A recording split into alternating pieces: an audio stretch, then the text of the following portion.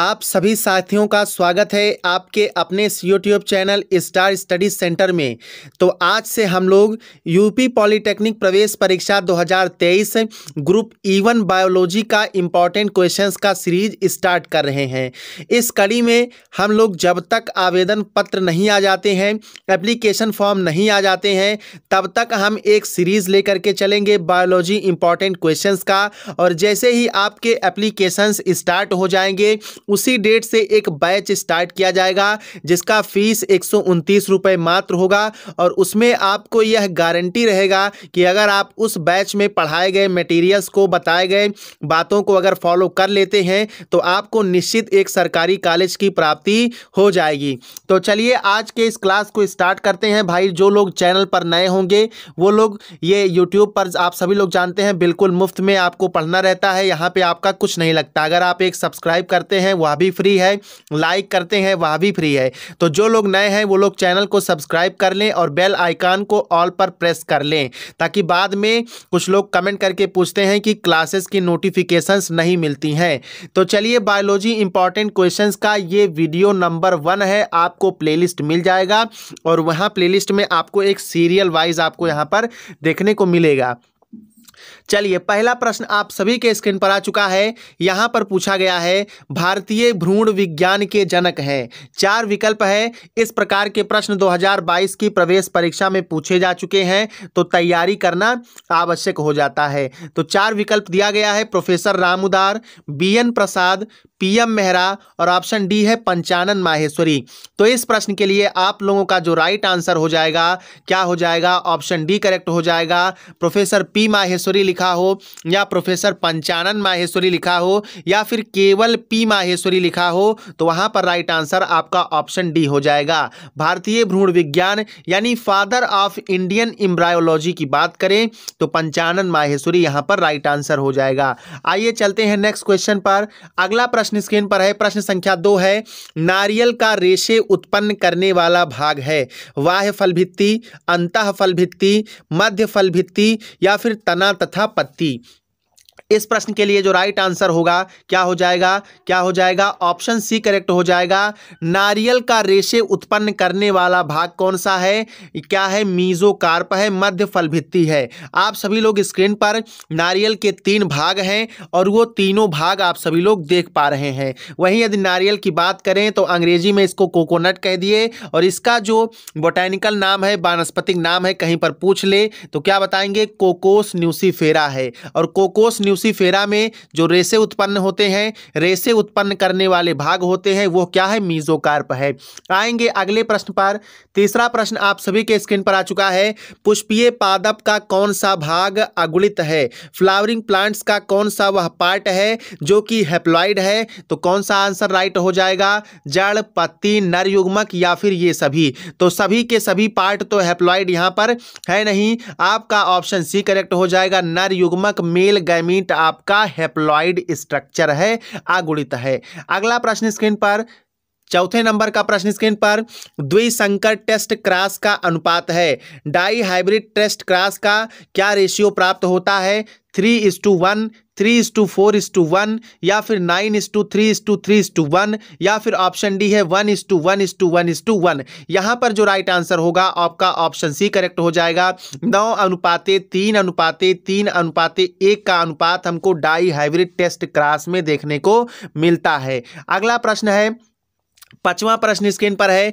किस कारण से वर्णांधता का विकास होता है, किस कारण से वर्णांधता यानी कि कलर ब्लाइंडनेस का विकास होता है। तो वर्णांधता में आप सभी लोग क्या जानते हैं कि जिस व्यक्ति को वर्णांधता रोग होता है वो लाल और हरा कलर में अंतर नहीं कर पाता है, अंतर स्पष्ट नहीं कर पाता है। ऐसे व्यक्ति क्या है कि रेलवे में ड्राइवर के लिए इनएलिजिबल है, अयोग्य है, नहीं हो सकते हैं।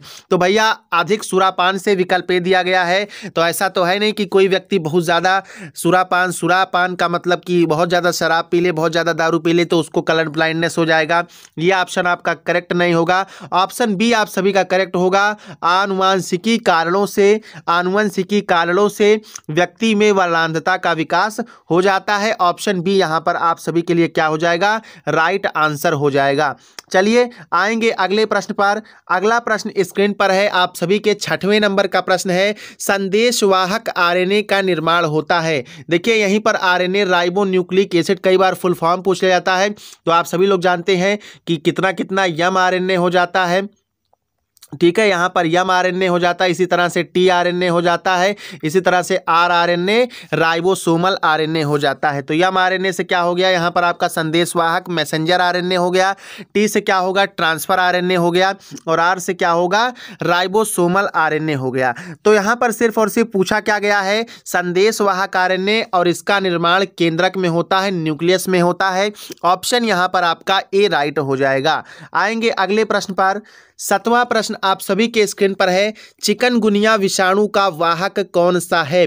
मादा एनाफिलीज मच्छर, क्यूलेक्स मच्छर, एडीज मच्छर, या फिर इनमें से कोई नहीं। तो एडीज मच्छर की कुछ जातियां जैसे एडीज इजिप्टियाई, एडीज अल्बोपिक्टस और कई सारी स्पीसीज हैं जो कि चिकनगुनिया विषाणु का वाहक माने जाते हैं। आइए चलते हैं नेक्स्ट क्वेश्चन पर। 8वां प्रश्न आप सभी के स्क्रीन पर आ चुका है।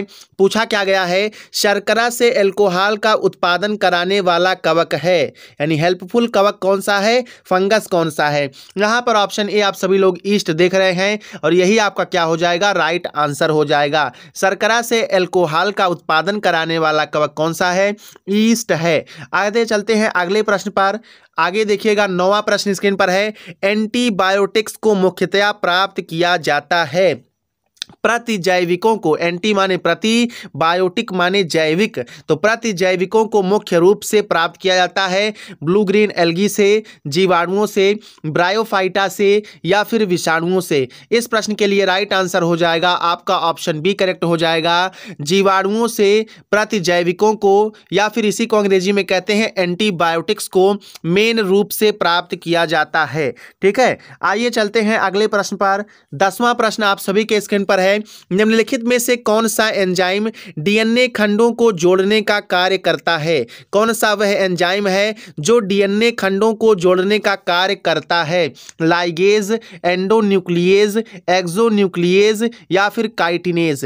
तो इस प्रश्न का यहाँ पर राइट आंसर हो जाएगा लाइगेज एंजाइम। अगर यहाँ पर डीएनए लाइगेज लिखा गया होता तो भी राइट आंसर था। तो डीएनए लाइगेज वह एंजाइम है जो डीएनए खंडों को जोड़ने का कार्य करता है। वहीं इसके ठीक उल्टा बात करें तो हेलिकेज एंजाइम होता है। अगला प्रश्न स्क्रीन पर है, 11 नंबर का क्वेश्चन देखिएगा, प्राकृतिक व स्वस्थान में जीवों का संरक्षण कहलाता है। प्राकृतिक व स्वस्थान में जीवों का संरक्षण क्या कहलाता है? उत्थाने संरक्षण, स्वस्थाने संरक्षण, ए और बी दोनों, या फिर ऑप्शन डी यहाँ पर हो जाएगा इनमें से कोई नहीं।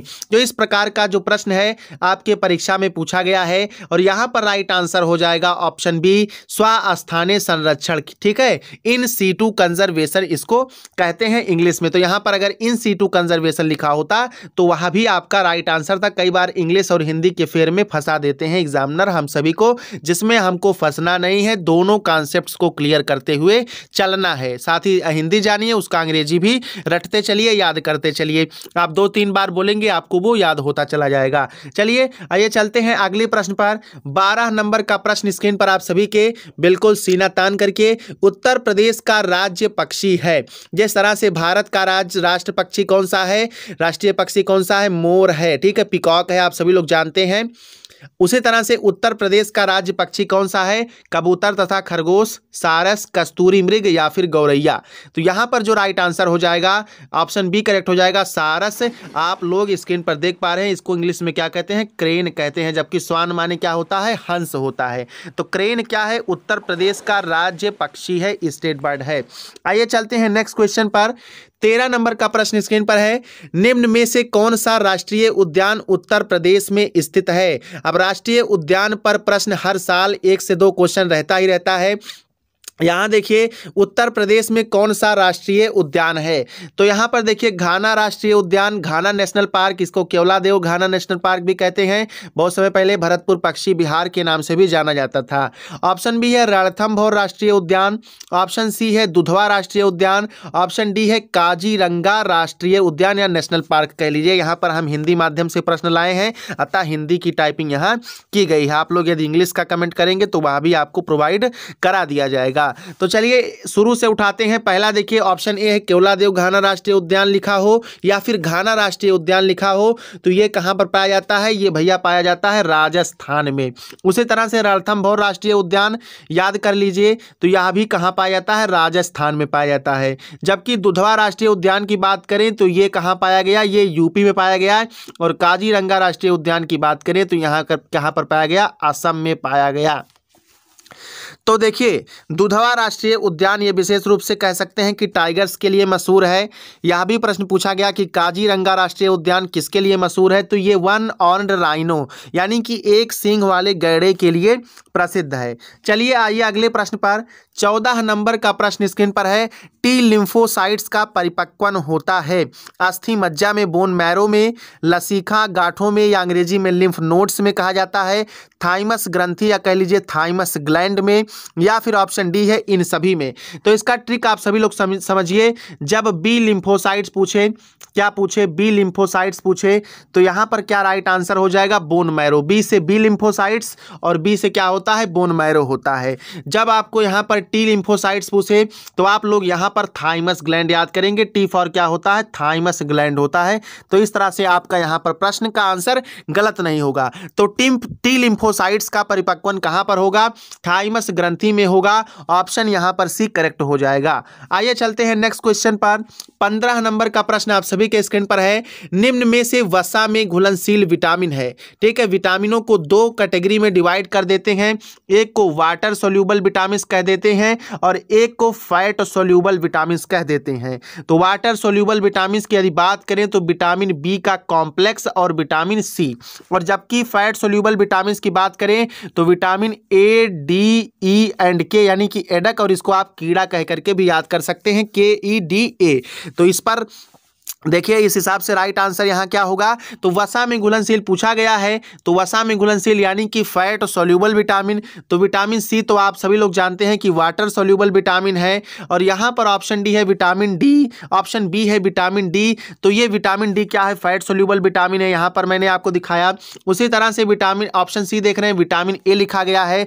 तो विटामिन ए भी क्या है? आपका फैट सोल्यूबल विटामिन है, वसा में घुल जाता है। और ऑप्शन डी दिया गया है बी और सी दोनों, यानी कि बी और सी ऑप्शन दोनों। तो क्या हो जाएगा? ये ऑप्शन डी आपका करेक्ट हो जाएगा। आज के क्लास में बस इतने ही प्रश्न। क्लास अगर अच्छा समझ में आ गया हो आपको तो कमेंट सेक्शन में यस लिख करके भेजेंगे आप। चैनल पर नए हो तो चैनल को सब्सक्राइब कर लेंगे और बेल आइकॉन को ऑल पर जरूर प्रेस कर लेंगे। ठीक है, और क्लास को लाइक करना बिल्कुल भी मत भूलिएगा। चलिए मिलते हैं इसके सेकंड क्लास में। जय हिंद, जय भारत, वंदे मातरम।